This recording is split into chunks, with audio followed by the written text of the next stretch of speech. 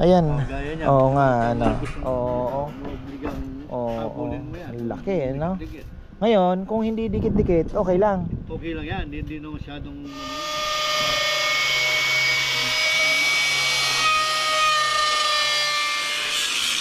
Wala akong masabi sa gawa nila Kuya Mitch dito sa pagkakabubong po. Sobrang tibay talaga mga ka-farmer.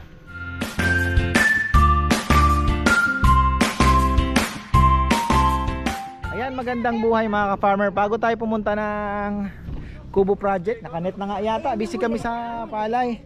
Ayan, shout out po kay Al Bacani from Seattle, Washington, and Harbor View Medical Center, Filipinos. Ayan, shout out din sa Camco Boys sa Tanahib, Saudi Arabia. At shout out kay Tanajib, Saudi Arabia. At shout out kay Makoy. Sino po si Makoy? kasamahan din namin. Ayan, may babatiin daw sila. Ayan, batiin nyo na po yung mga tropa. Shout out kay Makoy, Tanajib. Tsaka sa mga kasama ko sa Camco Boys. Ayun. Sa Saudi.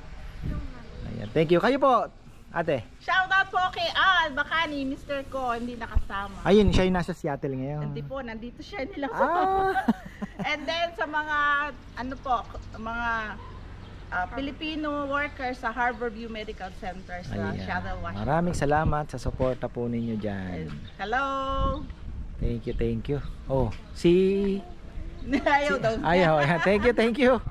Ay, yan mga ka-farmer, putik-putik tayo. Ayan, kagagaling ko lang sa palayan. Pero bibisitahin natin yung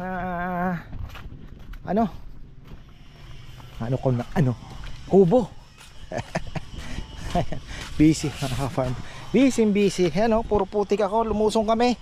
Ngayon, sasaglit lang tayo at babalik din po ako dun sa palay dahil nagda-drum seeder po kami ngayon. Kaya lang yun nga, sa mga gusto pong makita, anong mga adjustments, ano yung mga pwedeng gawin sa susunod na mas mapaganda pa po yung panoorin nyo na lamang po. Tulong-tulong po kami, busy ang mga tropa. Yan ang sinasabi ko, napakahaba. Ang ganda ng Yaramila. Ang ganda po ng fertilizer na yon. Tingnan nyo naman kahaba. Sabi ko nga, ang haba ng bunga. Tapos nakapag-fertilizer na rin po kami dito. Tingnan nyo, nasa lilim na sili, hindi gaano mabunga. Ba talaga, sunlight gagawa. So ito, Yaramila din. Nalagay ko. Kalamansi natin, kailangan natin lagyan niya ng ammonium sulfate. Yan naman daw. Kaninang umaga, nakasalubong ko yung bayaw ni Kuya Mitch. May daladalang naka-roll yung sana maabutan pa natin roll yung net. Sana maabutan pa po natin. Wala natenga po ako dun sa, syempre nagka-calibrate. So kailangan ako yung mga butas po nung drum seeder na-adjust. Wala. Tapos habang hinihila ni Kong, kung nakasunod ako, tinitingnan ko yung laglag ng palay. Sabi ko okay na to. Tapos si Nanay Christy Fermin pala. Ayan, hello Nay, maraming salamat. Nakaka-touch po yung message ninyo. Ayan, thank you. At kumusta po kayo? Happy birthday na rin in advance, July 23. Ka-birthday niya yung aking pamangkin na nasa Canada. Ayan. So dumating na rin po yung ating may net na. Nasaan na kaya si Kuya Mitch? Andyan pa pala. Inabutan pa naman natin kahit papano. Ayan. Ang ganda pala mga ka-farmer pag na-net na Tapos ayan si Papa yan, busy. Siyempre yan napapasok yung carpentry. Magkano kaya ang may message ko na lang si Kuya Mitch kung magkano ang inabot ito lahat. Diba? Ayan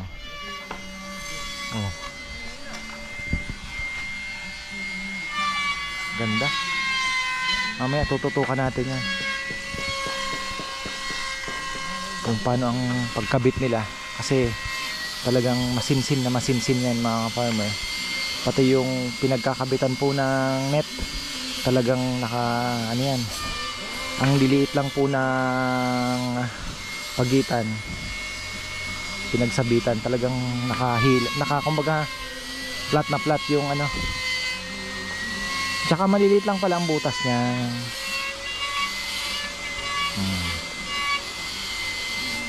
Galing, galing.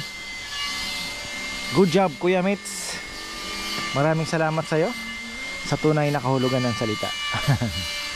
So, ayan. Thank you, thank you. Ano, Shadog?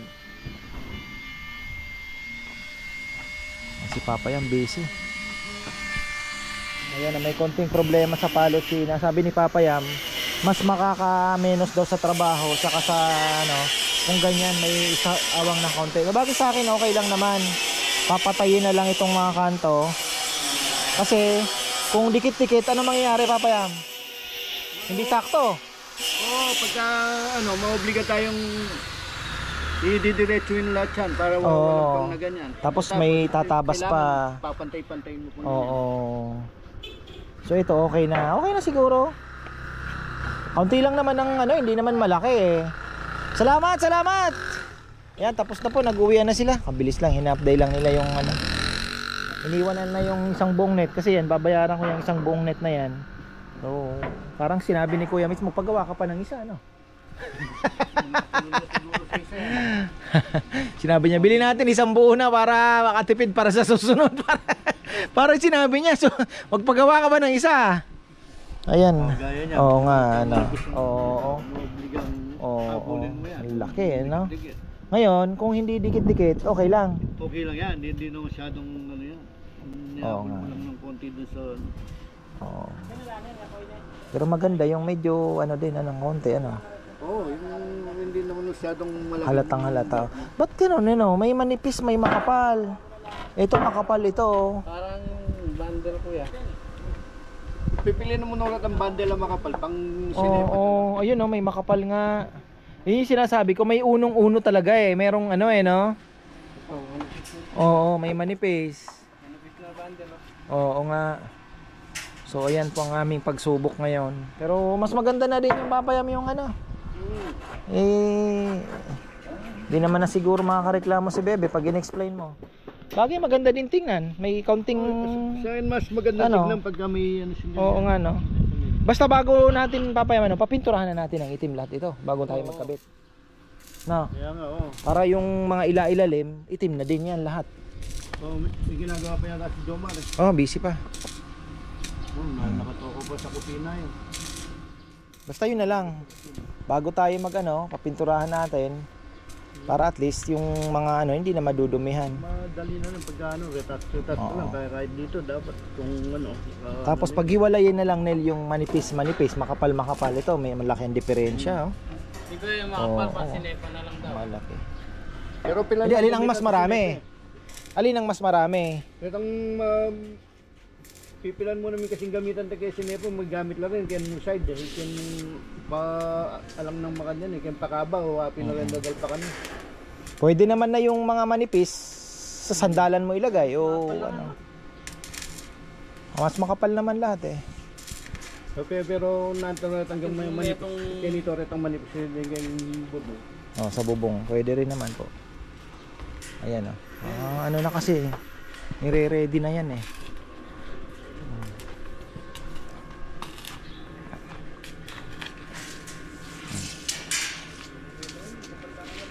Susundin pa natin yung pintura nitong lalagyan ng parang kawa-kawayan. Hindi kaya magtagal.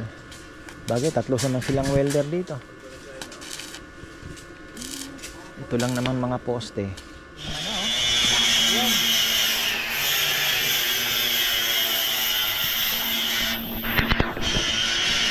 So, hindi pa nagamit ata ito.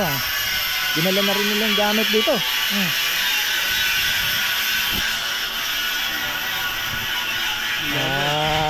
Papatayin mo nga na maganda, papayan. Ito sa taas dyan, lalagyan mo ng video na pero hindi na yung papantay-pantayin pa. Dito sa taas. Hindi na halata nga eh. Hindi, kaya na nyo halata. Pero pagka ganyan, mas lalong hindi mahalata. Ito lang nakikita ng video. Hindi ka po nakikita mo.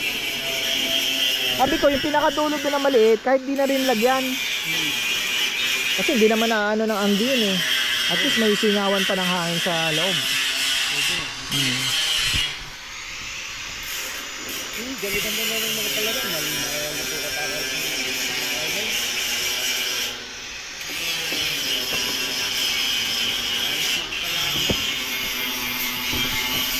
So, mas maganda na nga naman. Kaunti lang naman po ang ano eh. Kaunti lang naman ang ayun ah. Hindi na siya kumbaga ayun ah, kaunti lang naman. Gusto kasi ni Bebe dapat 0-0 daw. Ako yun din ang nasa isip ko nung una. Kaya lang nga, mga adjustment kailangan natin pagbigyan din. Ano mga ano, ganyan na lang. Hindi naman siguro mahuhulog ng cellphone dyan.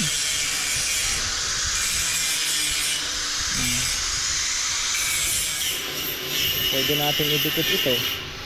Hindi, maganda ano talaga. May siwang-siwang din. Ang lang naman.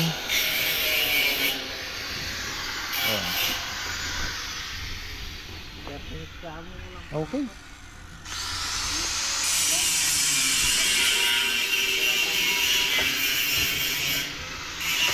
Ganda mga ka-farmer. Ang ganda ng pagkakatira ni na Kuya Mick. Kaya kayo kung medyo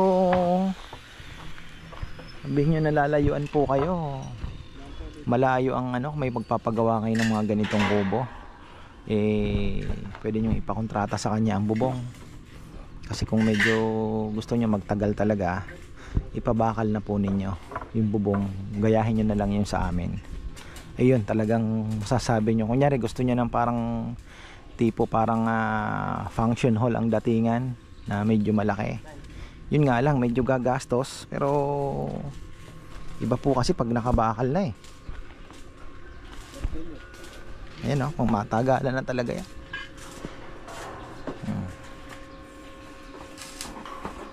Ganda. Ginawa pa ng 9 ni Junjun yung ano. Again, ang pinagawa ni Kuya Mitz, nakala niya Gis, pero naging 9 pa. Dapat pa lang nasa isip niya Gis yung kabilya yun, yung pagitan. Sabi niya 9, di ba? Sabi niya, 9 ba nasabi ko? Oo, mas matibay sabi niya. Mas masinsin talaga eh. Tibay yan, ganda.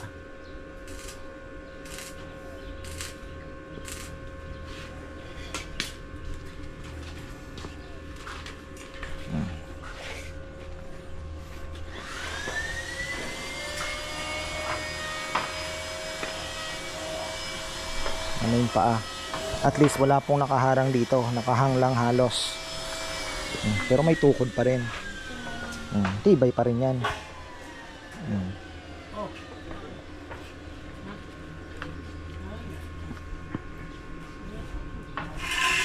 Tibay talaga. Wala akong masabi. May mga brace pang ilalagay dyan.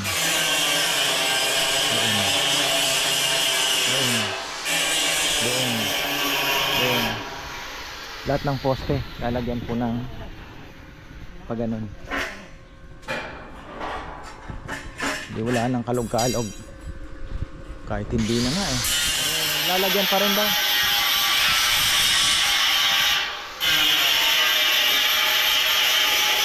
Kasi hindi ito sa baba, pinatibay na ng halos yung upuan pa lang.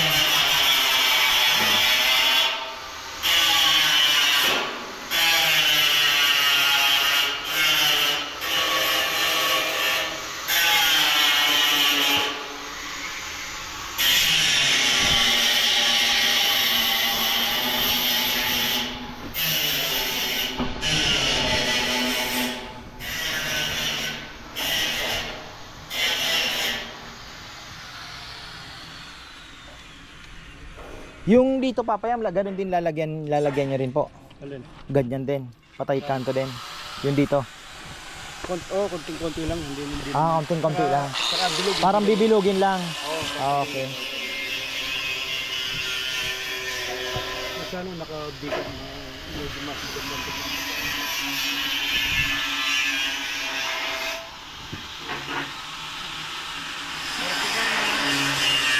Kumasya kaya yung ano?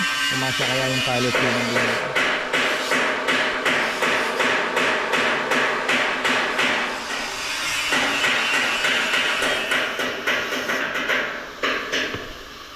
Maganda yung mga palotsina niyang binigay. Oh, malilinis. Natural color lang to. Tapos sa plus black yung ano natin. Ganda, ganda. Saka bilid.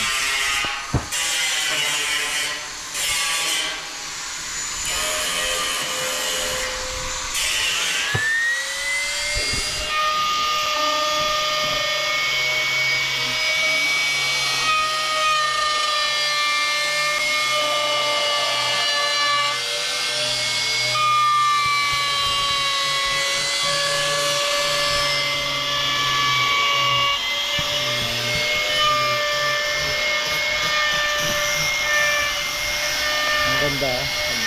Pagka nalinis na,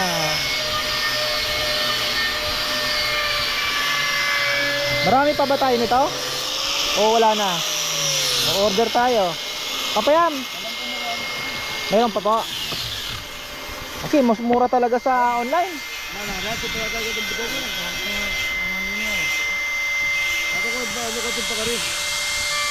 Mura sa online, dito mahal yan eh. Mas makakailatarat ang gatang ano. Ano bang anong size ang maganda? Ilang 4 tapos 18 eh. 80. Para mas malaki mas malakas ang kayod na. Hindi ko eh. Pino. Sino O magaspang. maganda yung ano. Walang group. Sakto lang. Ayun. 80. Titingnan natin yan at orderin natin.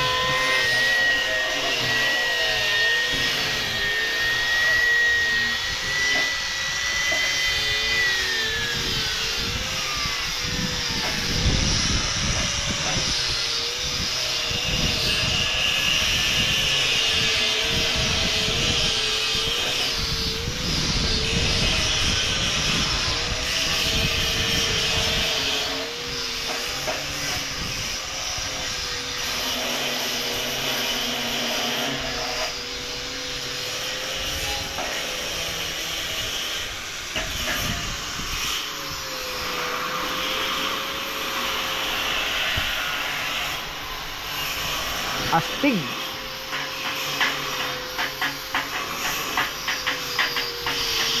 Tapos pang lamesa, kompleto na yung binili ko kahapon eh.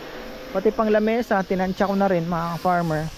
So ayan shoutout pala kay Tita Susan Laconico. Kinikilabutan daw siya dito. Hanggang ngayon may mga lumalapit pa mga farmer. Yan po yung insekto mga farmer. Yan, tingnan nyo nakalaban ng talong. Pati ibang yan, nalapitan pa rin hanggang ngayon. Can't resist sila sa amoy. Nanay Christy updated pa rin, napanood niya din. Fruit and shoot borer po ang tawag dyan. Yan po yung nanunusok ng mga prutas, mapapapaya, talong, especially pipino, upo, patola. Ano po yun, itutusukin po nila yan kasi doon sila mangingitlog sa loob. So babae ang nanunusok. Nanusok sila doon. Doon na yung ngayon ang papaya, ganun din ang gagawin nila. Tinutusok din nila. So yan ang maganda kasi sabi ko nga kahapon, iyan po na wala kang i-spray sa halaman mo. So wala kang chemical. Pero yun nga, yan lang talaga ang napapatay niya. Fruit and shoot borer. Kung maraming kalaban kayo dyan para hindi na kayo mag-spray, maglalagay na lang po kayo niyan. Super net. Sa online, sa Shopee, meron pong nabibili. Kaya lang medyo pricey, 700. Siguro ma-sprayhan niya yan siguro mga 6 hanggang siguro mga 8 o 10 na galon. Sasabit nyo lang. Pwede rin naman na parang plyboard lang na pwede rin. Depende, basta kahit anything na mag-stick sila pagka pinuntahan po nila. Napakabango niyan. Amoy manggang overripe. Can't resist talaga sila. Hindi nila malapitan yan. Ayan, ewan ko kung mayroon pa to. May konti pa. Wala na. Ginamit na ata. In-spray na nila. Ayan Catcher Pro Fruit Fly Sticker Trap. Tingnan nyo, pati rambutan pala, mangga, kamatis, binubutas niya, loko. may avocado. Eh ako'y infested na dito. Infested po tayo.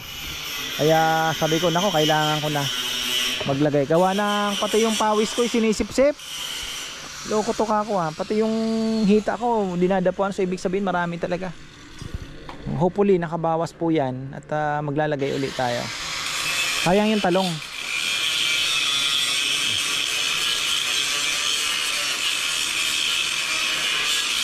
Wala akong masabi sa gawa nila Kuya Mitch dito sa pagkakabubong po.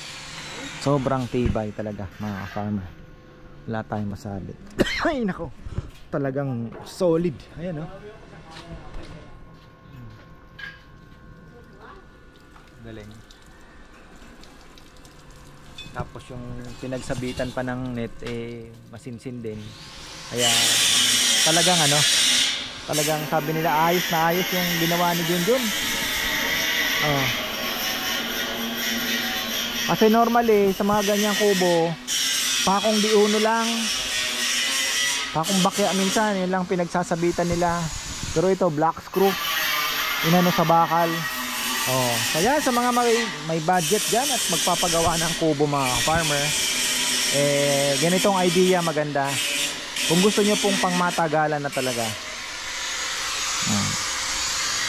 lalo na kung medyo malalaki, yung kagaya nito malaki, eh maganda gan ano na, bakal na nga talaga. Si Kuya Miss din naman nagsabi, pero syempre naandun pa rin naman yung kawayan talagang kubo na gusto ninyo. Kasi talagang medyo mahal eh. Kasi sa 18,000, 25,000 may mabibili na kayo kay Kuya Mitch. Kaya ayos na ayos pa rin naman yon. Pero kung ganito nga kalaki talaga, eh ibakal nyo talaga yan. Ganda. Wala akong masabi. Happy happy.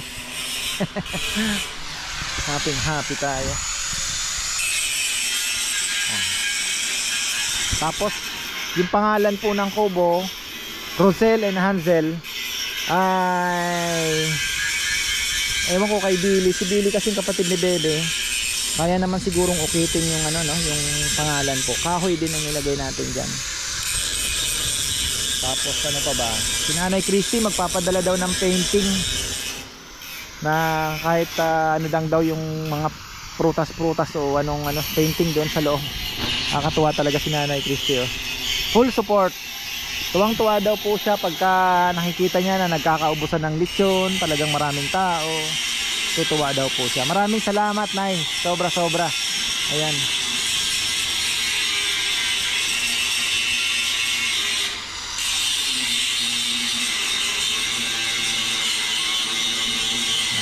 Din.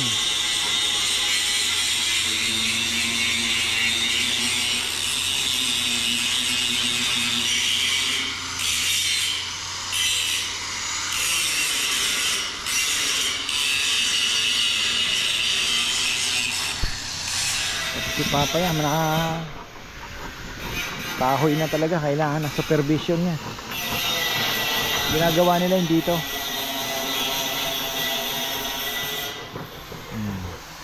Pwede naman na isang ano lang doon sa ibabaw, sa kabilang side. Pero yun nga, ay pipinturahan natin.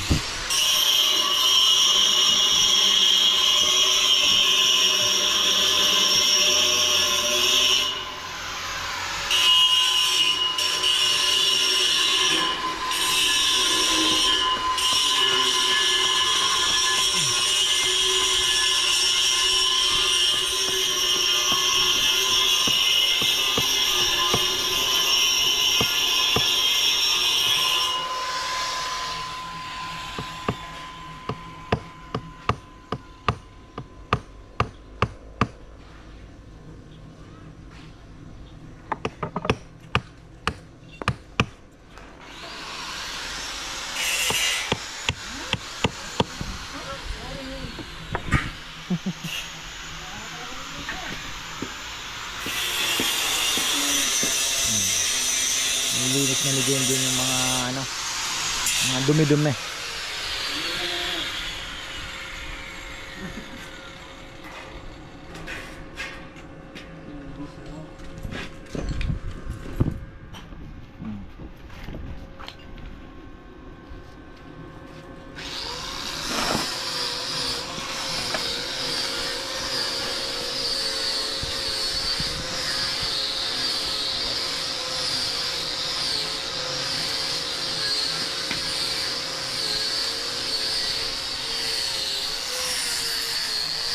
Mintura na muna tayo.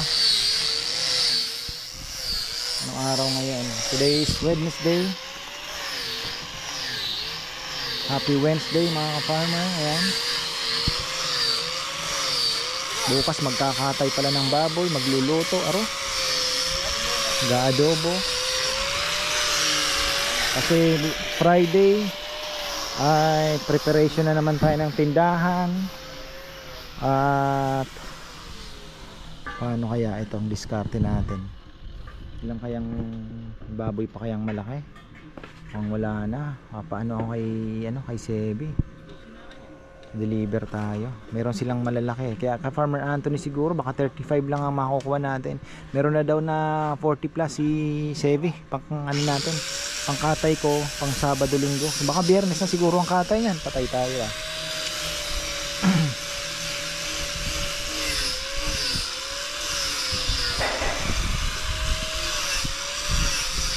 Wala, sumingit yung palay.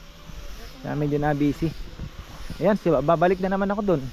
So yan po yung gamit ng Gansa ngayon. Siya na po ang nagme-maintain ng Bermuda.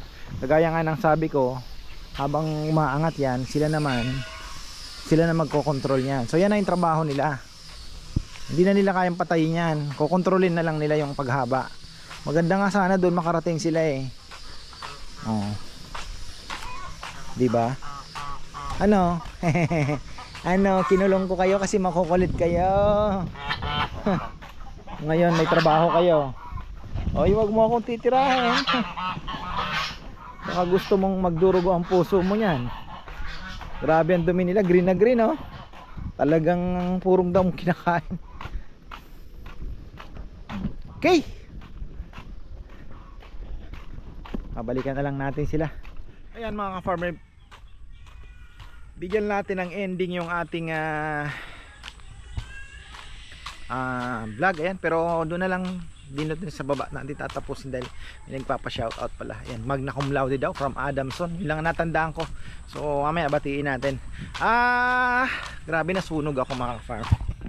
Hindi naman nasunog. Nangitim, di ko napansin. Actually hindi naman ganun kainit eh. Sumisilip-silip lang yung araw. Nalibang ako doon sa pag rice transplanter namin. Grabe. Ganun pala yung kabilis. Di ko naramdaman. Bagay sanay po ako sa init, ano. So sabi nga ni Bebe, nagulat sila nung pagsilip ko doon kasi busy gumagawa ng nagbabalot po sila ng mga chili crab. Ayun. Kaya lang wala pa. Ang tagal po ng process. Pero wag po kayo mag-alala. Aayos naman. So ayun. Inaano lang natin yung ibang mga requirements pa. Medyo nagigpit daw si Shopee ngayon. Actually lahat ng online seller. So ipiprint pa yung kailangan pa ng print ata ng last na namin, yung payment. So ayun, parang ebidensya ba. Plus yung yun nga, yung BIR permit. So yun lang naman. Kayang-kaya naman yun mga farmer. Tapos silipin natin to. Tapos na po sila ng oras na 5:30. Anuhin lang natin itong ginagawa ni na Papayam. Tapusin natin. Uy, ano ito? Helicopter. Helicopter. Naalala ko si Kobe Bryant.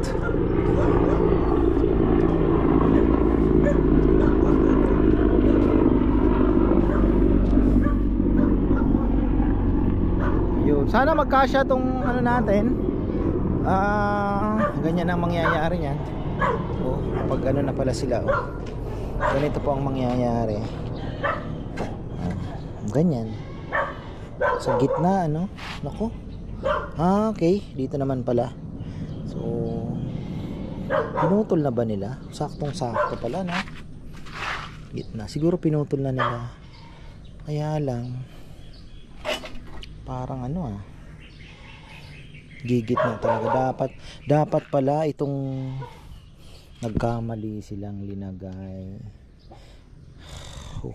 Di kaya masira yung masyadong maliit ang distansya. Dapat pala ginawa ng dos. Kaya hiniga na lang ni Junjun na ganun. Mas matibay sanang ganyan, kaya lang yung problema yung pagkakapitan. Ayan, ang bango pa ng ano, amoy na amoy pa dito, amoy mangga. Ayan, ilalim hindi na, ibabaw na lang palang inaano nila. Tapos sabi ko kay Papayam kanina nga, yun, pipinturahan po muna ito para hindi na tayo mahirapan. Ayan, malinis na rin yung ano. Toko, may order tayo bukas, dapat wala pero yung biglaan kay Ate Tess, Trinidad. Suki natin yan, Batasan Hills, Arayat. Kapatid po ng barangay captain na ng Batasan, si ano, barangay captain ano kasi pangalan, basta Trinidad din po yan. So ayan, oh, nakinis na ata ni Junjun to, ha. Basta ako happy mga farmer, napakaganda po ng kubo. Sa mga pupunta dito, sasabihin nila ang ganda ng pagkakagawa ng bubong. Ang ganda po ng pagkakagawa ng bubong. Hindi ko pala na message ko Kuya Mitch kung magkano. Antid ko na lang sa kanya yung bayad yan. So ayan, maraming salamat kay Kuya Mitch Soriano. Ayan ang may-ari ng magagandang kubo dito sa Arayat. Talagang mapagmamalaki mo ang kanilang mga kubo, mga farmer. At syempre yung kanilang ginawang bubong, ayan, oh, napakagaling. So ayan, Kuya Mitch, maraming salamat.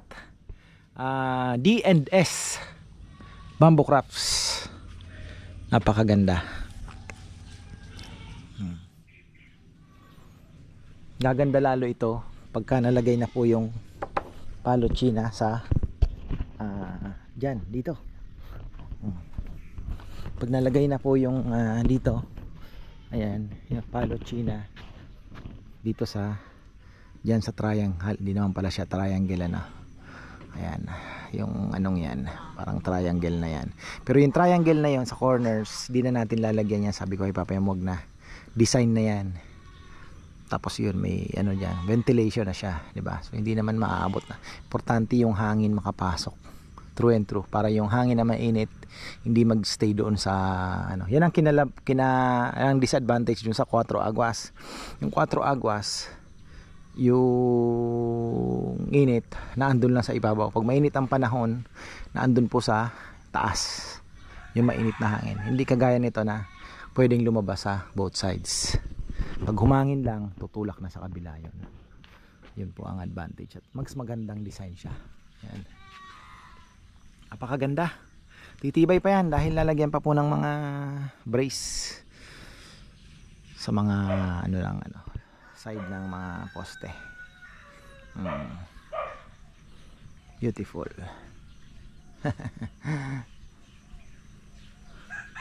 Ganda mga farmer.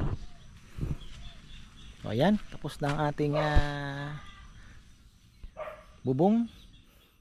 Mainit na, pintura na lang po at yung mga upuan and lamesa. Ayan. Tapos ang susunod na nating project ay tambak muna tayo dito. And then eto na. Pero bago ang lahat ay magbi-beach muna tayo. Hindi, anniversary naman po namin, 8 years, 'di ba? So isang bagay na dapat ipagpasalamat. At syempre 1-year-old na rin po si Neo. So sabi ni Bebe, tamang-tama, nabitin po sa beach yung mga bata. So hitting how many birds na po tayo in one stone lang, di ba? Unang-una na i-celebrate na namin yung occasion. Sabay pa yon, anniversary at birthday. Pangalawa, napagbigyan pa natin yung hiling ng mga pamangkin na kasapsapan. Kasi nga nabitin sila sa beach doon sa after that matagal na naman po si pasukan na. At pangatlo, makakapag-relax tayo kasama na naman yung mga boys, di ba? So at the same time, ano pa ba, mga ngagat na happy ang lahat.